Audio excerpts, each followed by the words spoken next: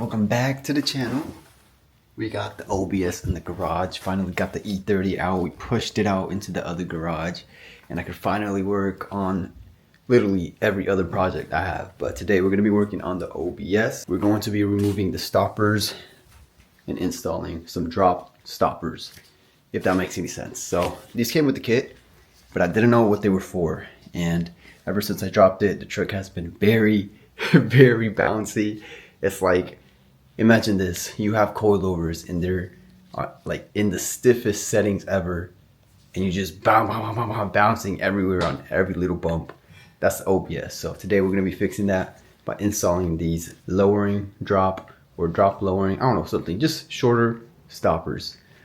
If these don't work, we are gonna go ahead and just remove them. My cousin did remove his. He did say the truck drives perfectly fine and way better than it used to, because his was also very bouncy. Before I lift the truck, this is what's happening. I'm gonna try to get my best view. So you could see right there, that is the stopper, and it's sitting right on top of the diff. So every little jump, the truck just goes crazy and becomes bouncy. Alright fellas, I probably look like a ghost, but stopper is right there, and it's getting held on by a 15mm. If you guys are also doing this, it's a 15mm, two of them, one on each side. So let's go ahead and get started on removing them.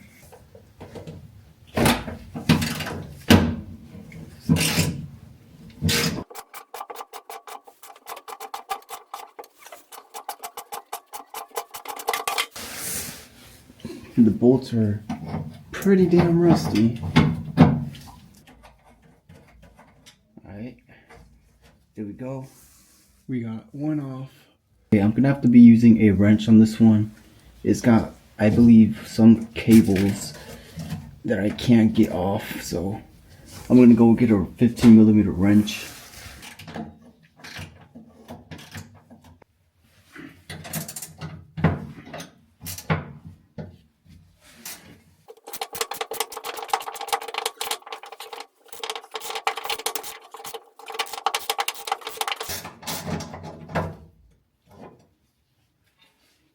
My light is about to die, but here's the difference. I don't know how good y'all could see that. The width difference. I don't know how I'm gonna be putting this on either. There's literally no bolt. So I'm cooked. I might just have to take them off and see how the truck rides. And eventually I'll add it on once I get bolts. So yeah, I'm gonna just take them off. You know, in the future, probably this weekend, go to like a hardware store, get something that fits this and throw it on.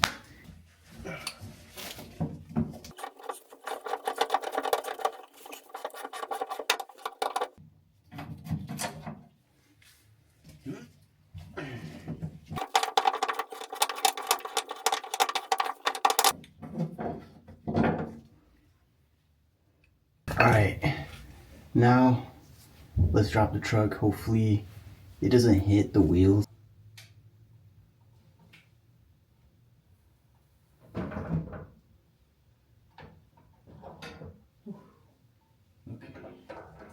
Alright fellas, it's super night or super dark, so I might do a little test drive. I'm gonna see if my star lights, if I could fix my star lights. Usually when I turn the light switch on, they would turn on, but they have not. I don't know why. I blew a fuse, and after that it just, or after I lowered the truck actually, they just stopped turning on. So I think because it was so bumpy, maybe the wires got out of the switch, and yeah, I don't know. I didn't solder them, I didn't tape them together. I just literally just went, put them in, and that's it. So I'm gonna see if I could get that figured out and do a little test drive real quick. Alright guys, we're about to be doing a little POV drive. Testing out the new suspension, or you know, the stopper delete.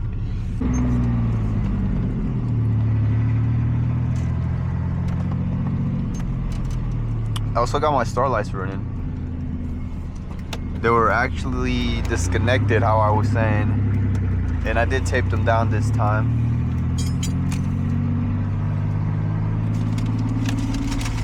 But yeah, right off the bat, man, I would be bouncing around all over this road, and it just feels like a truck now, like a normal car, you know?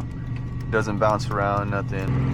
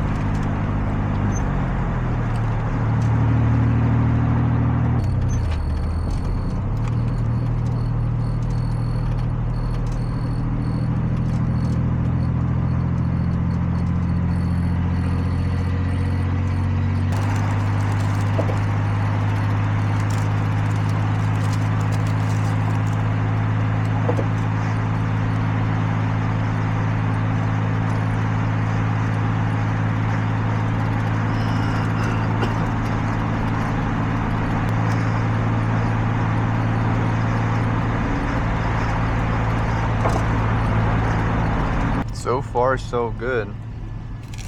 I even turned up the brightness on the starlights for you guys. Hopefully you guys can see a little bit better on the dashboard and the steering wheel.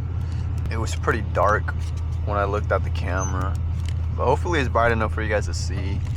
I hate when I watch a POV video and it's so dark in the interior. It just kind of ruins the video for me.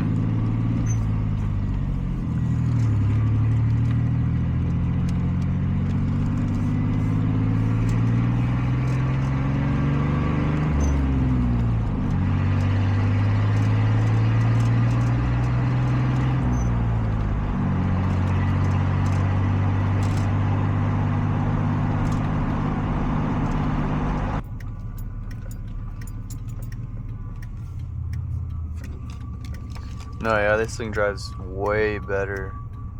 This is why you don't need a C-notch. If you wanted a C-notch, you know, you would actually need one if you remove the stoppers and it was still hitting the differential.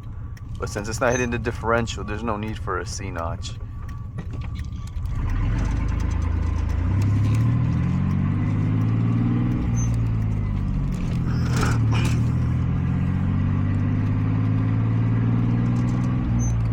Even on the highway, usually there's a really big steep, and I went through it and I didn't hear anything hit.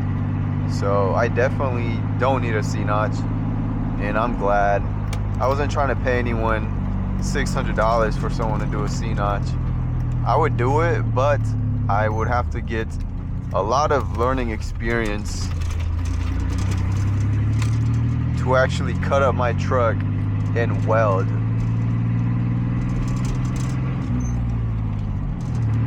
My cousin did a C-notch on his truck himself, and I believe he bent the frame, so the bed was like going downwards from the front. Yeah, he got it fixed from this one guy that does C-notches and a whole bunch of other truck work. I was gonna go to him. I actually ran into him at the gas station one time, and I talked about it. At this time, the truck wasn't even dropped, nor did I have the whole kit.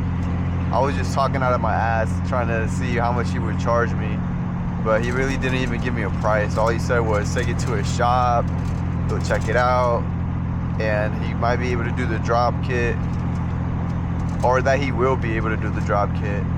But you know, I wanted to do some content on this, so if anything, I just go for a C-notch.